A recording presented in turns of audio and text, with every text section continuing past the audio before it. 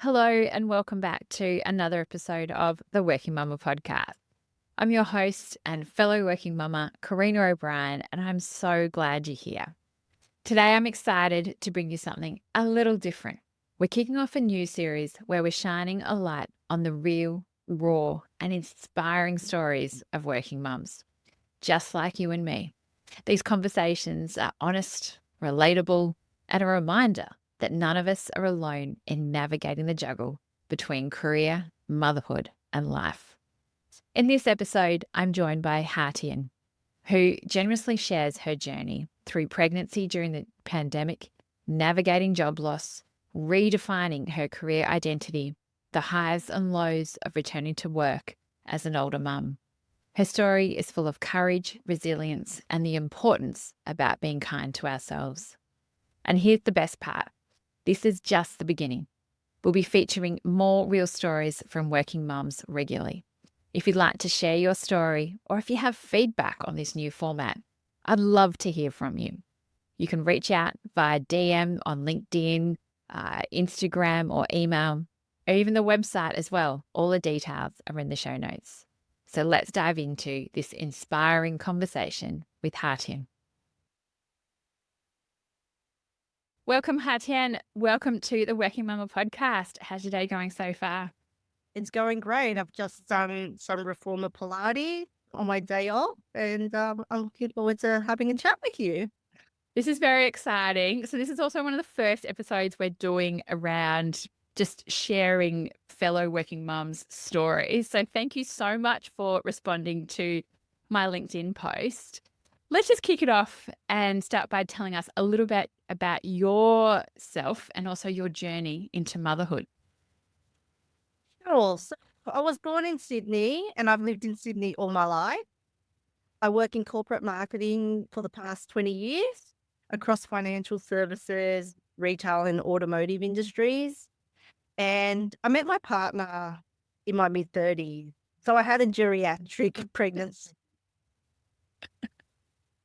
We It's felt amazing how they pregnant. call anything over 35 of a geriatric pregnancy. Yes. I was 37 with my second, so I can relate.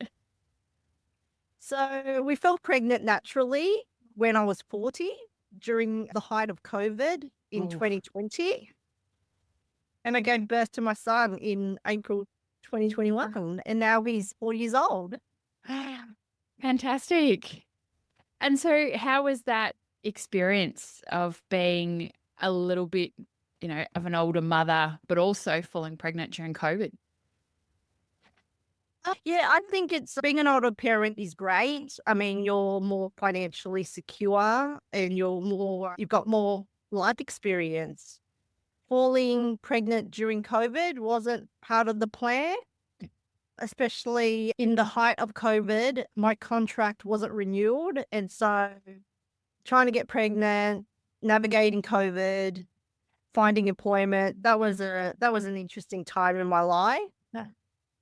So what's been your career journey to where you are today? Obviously, you just said that your contract didn't get renewed, but what's been your background and I guess that transition also then into motherhood and being a working mum? Yeah, so I've had a really fulfilling career journey in marketing. I started working in the automotive industry for a large automotive group in Sydney in direct marketing and online marketing. From there, I moved into retail marketing for a couple of different Australian retail chains where I focused on advertising, promotions, and campaigns. I moved back into the automotive industry for a South Korean OEM where I managed retail campaigns and product launches. I also worked in financial services for a couple of challenger brands. And in mid 2020, my work contract wasn't being renewed. And a month later, I fell pregnant. So I was unemployed, trying to mentally cope with losing part of my work identity and wondering when COVID would end whilst growing a human inside me. But at the end of 2021, when my son was 8 months old, I actually went back to work part-time and job shared with another new mum. And Oh, wow. yeah, we're really connected as new mums and marketers. However, that role didn't work out. I was in that role for about 6 months, and then I got my next opportunity in a full-time role for an automotive financier, and I've been there for nearly 3 years now. Wow. What a journey. And first of all, what was that like, I guess, trying to find then your work identity and navigating being pregnant, but then also then trying to then return back into work? Because obviously you wouldn't have had any, you would have had the government paid parental leave, no, No. no paid, like no corporate paid parental leave or anything like that. How was that time for you? I didn't have any government assistance because I was in a contract role, and then I didn't work. Oh no. I didn't work. I didn't qualify for the government subsidy because I hadn't worked. Worked, yeah, in the preceding period. Yeah, that's right. And so luckily I had an emergency fund, and I did try and look for a job whilst I was pregnant, but I also knew that my time was limited and that I was going to be a mother soon. So at 20 months, I gave up the job search. In the meantime, I actually did some marketing consulting work for a startup company, and I did an online digital course via London Business School. So I kept myself busy, even though, you know, money wasn't coming in. I think that emergency fund did help me Yeah, at the time. definitely. And we weren't going anywhere. So I was saving. Oh, yeah, I wasn't spending anything. Yeah, fantastic. And tell me about the job share. How did that come around and how did you meet each other and make job sharing working? Because you don't often hear job sharing's not as common as what it probably could or should be. So tell us a bit about that experience. Yeah, I mean, working in marketing, it's already quite rare to have a part-time job. Yeah. The role is quite demanding, but this opportunity came up just via Seek. Originally, it was advertised as a part-time role, and then when I went through the process, the employer decided to make it 2 part-time roles, and so it was kind of like a full-time. We were sort of given our own product portfolios to manage, but it was only on a 3-day basis. So it was kind of like, it wasn't really job sharing because we had split the workload. Yeah. Was there any crossover at all or just No, there was oh, crossover. Yeah, even though I wasn't with that company for more than 6 months, I really found a lifetime friend in my job share partner, and we're still in touch. that's fantastic. And what made then that arrangement work really well? Obviously not a complete job share, but I guess similar concepts. I think the fact that what we had in common was motherhood, and our kids they're not the same age. They're like my friend's daughter's probably 8 months older than my son, but being first time mothers, we were able to bond. Yeah, fantastic. And how are you finding the juggle now as a working mum compared to pre becoming a mum? It looks different. My son is now in preschool, so he goes to an international school where they start school from 3 years old. So in New South Wales, you don't start school until you're 5. And so I remember feeling quite anxious about, oh, I won't be ready for the school holidays and the pickups and the drop-offs. And that's when, before my son started school, I approached my employer and asked them, could I go trial a 4-day work week, not compressed, just 4 days. And I've been doing that for the last 8 months, and it really has helped with my mental health. I have Thursdays off to do the drop off, take him to swimming after school, do things for myself, do batch cooking, just go to the gym. So it's been really good. And my son's really thriving at school as well. So and learning another language. Yeah, that makes it all worthwhile. And so how do you navigate the juggle and within that 4 days? And what does that look like? Because I know it can, between us all, it all looks different, but it all seems like a juggle. Yeah, it is a juggling act because within my household, my partner has an international role. So he works from home, but he travels probably 6 times a year. So I am solo parenting like up to a week at a time. It's gotten easier, but I just remember feeling anxious. Like he probably left for an international trip when my son was like 1 years old or something like that. And me just feeling anxious about being able to manage the household, getting my work done. But yeah, it's not we don't switch off at 5 o'clock because my partner's on international calls from 5 to 7, sometimes midnight. He's doing early morning. It's very unpredictable. So when I finish my 9 to 5 job, I'm having to go home and yeah, I start my You start the second Right. shift. And do you get to work from home as well as in the office? Yeah, so my employer is really great. They're a Work 180 endorsed employer. So we work 2 days in the office and 2 days from home. Oh, that's fantastic. And how did the conversation go when you requested to go from 5 to 4? And also sort of brought that on? Because I know there's a lot of people that want to, sometimes they feel forced and pressured into working full time, but ultimately would love to work 4 days a week. With my son starting school, that gave me an opportunity to speak to my employer about just getting more flexibility in my role and how important it was for me to be there for my son. And the conversation wasn't as deep. I was nervous going in there, but yeah, the conversation wasn't as difficult as I thought it would be. My manager herself is a mother of two, so she understood that I wanted to prioritize my family over work, and we've given it like a year to trial, and then yeah, we'll reassess. But I am enjoying my time off. Sometimes I am really busy on my day off. Sometimes I'm sitting around the house watching TV. But it's just getting that time and not feeling like you have to answer work calls or, yeah, being able to switch off. Yeah. And how do you find yourself of setting those boundaries between work and also home life? I know sometimes on my day off, I'll like, oh, I'll just quickly check the email or I'll have a look and see if there's been any emergencies or anything like that.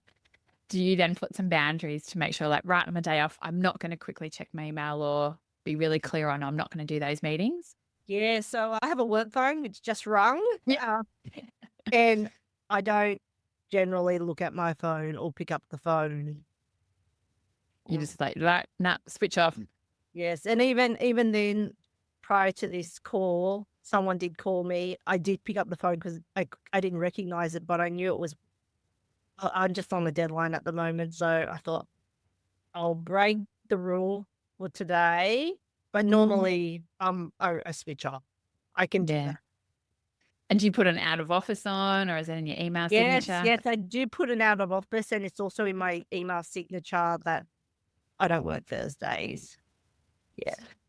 And that's all. And how's it all going now? 8 months in, all going well? Yeah, no, I am enjoying life. I am thinking about maybe picking up some more hours, but looking at doing it as compressed work week. And just fitting it all in. Yes, yes. Very good. And so have you had any challenges along the way as a mum that you found or really surprised you as well in becoming a mum? And what's helped you through this? But when you become a first time mum, it really hits you, the loss of routine, loss of control of when your baby decides to sleep. And for me, I didn't give myself a chance to learn how to be a mom. I just didn't have much self-compassion. A week after my son was born, He was readmitted back into intensive care Oh my goodness. due to a dramatic loss in weight. I was exclusively breastfeeding him and he wasn't getting enough milk. And so it was a bit of a traumatic time for all of us, going back to the hospital, staying there for 5 days. And after being allowed to go back home, we put him on formula. There's just not enough education around breastfeeding, and it's okay to, you know, to give your baby formula. I remember seeing at the hospital, breast is best. Oh no. And you just or hearing that and just thinking, oh, you failed as a mum if you can't breastfeed. No, bed is best. And yeah. Bed is best, not breast is best. No, That's right. it's sometimes made out that breastfeeding is so simple and easy and things like that. But I've heard something recently that actually more women than not struggle with breastfeeding, but it's not talked about and it's not normalized. That everyone just thinks there's this beautiful moment where the baby just knows exactly what to do. They'll latch on And now let's show it, it'll be all okay. And you're like a cow. yeah, And they'll just drink from your breast and yeah. it's all free flowing. And yes, You that's can have this amazing supply and it'll all be perfect. No, I struggled as well, particularly with both mine. And yeah, I completely relate. And I'm like, this is just everything that all the society's messages, it's going to be easy. And you're like, no, it's not. And so, even before having the baby, I suffered from anxiety and depression. So 3 months into motherhood, I befriended another new mum who I met through a midwife. And I shared with her my struggles about motherhood, that my son wasn't sleeping. I was just really down on myself. And she suggested I get some professional help. And I remember getting like really dark thoughts about not feeling good enough and just wanting to disappear from my family. And I felt really alone, even though my partner was, during COVID, my partner was there for me. And, this should be the happiest time of my life. But I just wanted to disappear. And the new mum friend encouraged me to get professional help through the Southeastern Sydney local health unit. And I was assigned a psychiatrist who put me on medication. And I had a care worker call me, every few days. And it took about 8 weeks to probably feel normal, feel less anxious again. But yeah, those social services, you don't know about it until you hit rock bottom and you feel ashamed that you need to ask for help. But yeah, with motherhood, it's a new ball game and you're writing a new chapter in your life. And there's no guidebook. No. Even though, I remember saying to my partner in the lead up to motherhood, I was reading all these, books about parenting. And I turned to my partner, I said, what books have you read? How are you preparing yourself for parenthood? Yeah. But I haven't read anything. But he was okay. I was the hot mess. But that's awesome that you spoke with someone and that by the sounds of it was a real turning point as well. Yeah, I'm really like, after that experience with, sending my son back to ICU, getting postnatal depression, I'm just really grateful that we have these services in Australia. I mean, I can't compare what's overseas, but yeah, I'm just really grateful that we've got a really good medical system in Australia. And how, obviously you had that 8-week period, has that continued, like, or have you sought help since, or have you just, what's helped you when because I get different points of motherhood that brings around anxiety and might bring up some of those emotions again. Has that reared its head again, or you're like, no, you've got strategies in place to help you through that? Yeah, so once I got over the 8-week period with the psychiatrist and the medication, I then went and saw like a regular psychologist. and I wasn't on medication. I really didn't want to be on medication. Not that there's nothing wrong with that, but I really felt like there were some issues that I had before the baby that I needed addressing with the psychologist. And that was good that, yeah, just work through it. And I'm sure it's allowed you now to probably thrive as a mum. Yeah, I mean, like they say, parenthood gets easier as your child becomes independent. I'm loving life at the moment. My son's 4. Looking back, the first 2 years were really rough. So yeah, they grow so fast in the first 2 years, and then you're trying to transition back to work. Yeah, but life is life is good. Life is That's good now. I can say yes. That's really good. And how was the transition returning back into paid employment after having your son? Obviously, you'd been off work for a little bit. Did he then go into childcare, and how was that transition as well? Yeah, so because I had been unemployed for about 14 months, and I remember I was keen to go back to paid work as soon as possible. Like, I was thinking about it after a couple of months after I gave birth to my son. Um, my son went to help, and because of the trauma that I went through early on, I put my son into daycare 1 day a week when he was about 5 months old, and that sort of helped me, carve out time to look for a job. And then I was able to get a job, the part-time job, a couple of months later. And then we slowly transitioned my son to 3 days a week whilst I worked part-time. And then when I left that part-time job, I still had him in daycare 3 days a week. But when I went back full-time, that's when he was in there for 5 days a week. So yes, childcare has been great because we don't have any family nearby. And so that was the start of us building our little village. Yeah, it certainly takes a village, that's for sure. Yeah. Fantastic. And is there anything about juggling career and motherhood that has caught you completely off guard that you didn't expect to feel or face? I'm sure everyone's heard of this term, mum guilt. Yeah. We hear it a lot in the media. And when I went back to work full time, my son being in childcare, he would pick up so many illnesses and he was just constantly sick in the first 2 years.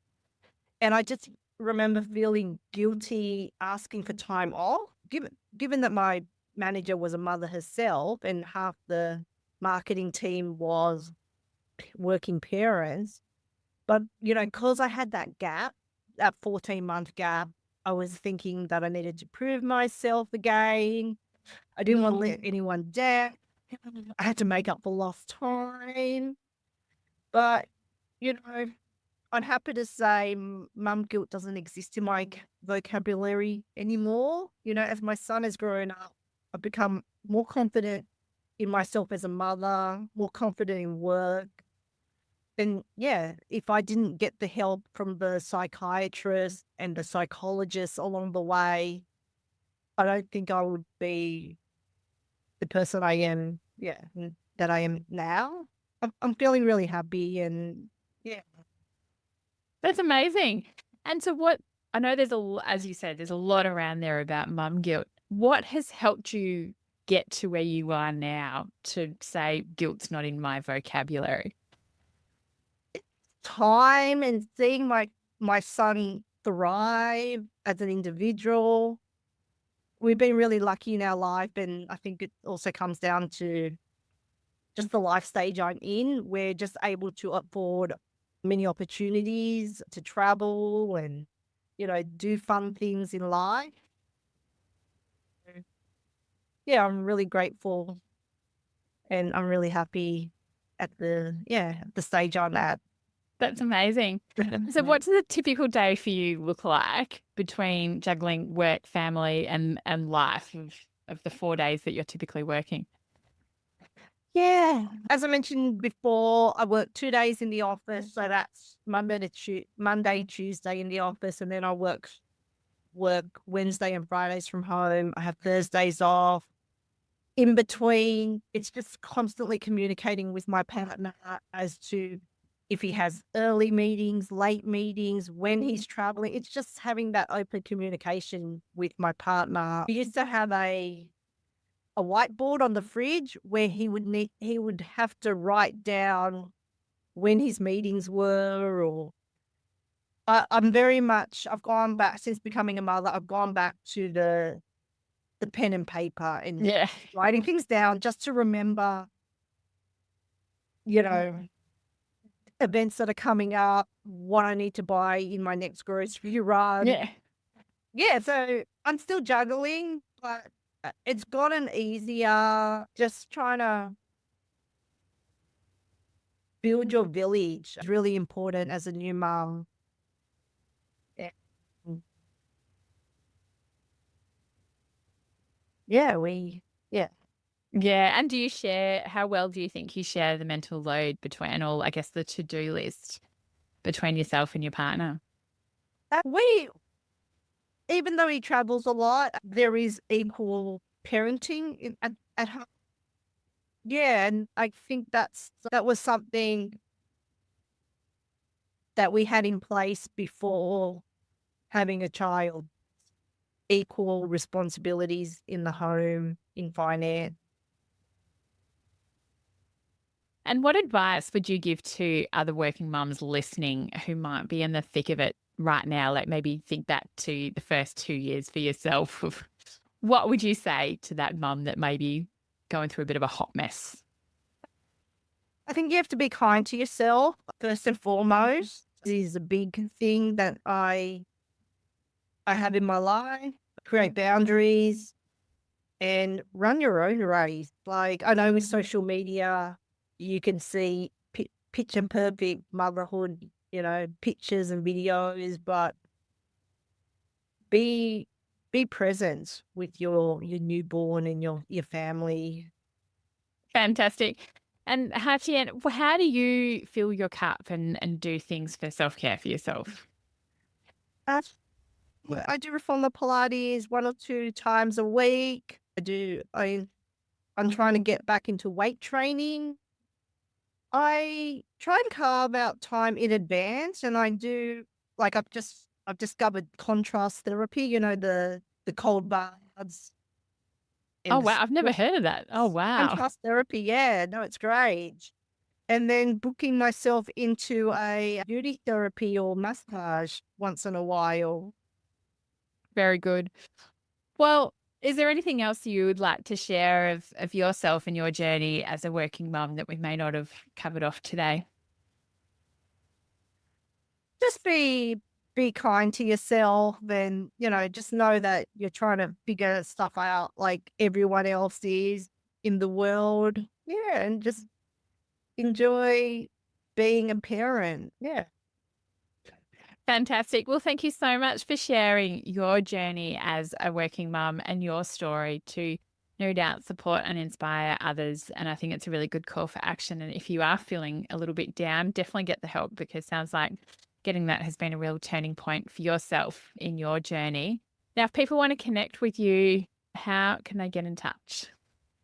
Oh, I am on LinkedIn, so I'm happy to, yeah, connect. Fantastic. Well, I'll put your LinkedIn handle into the show notes. So just check that out if you are interested in more. Well, Hatien, thank you so much for coming on today. It's been an absolute pleasure speaking with you and hearing about your journey and best wishes for the future. Thank you. It's been a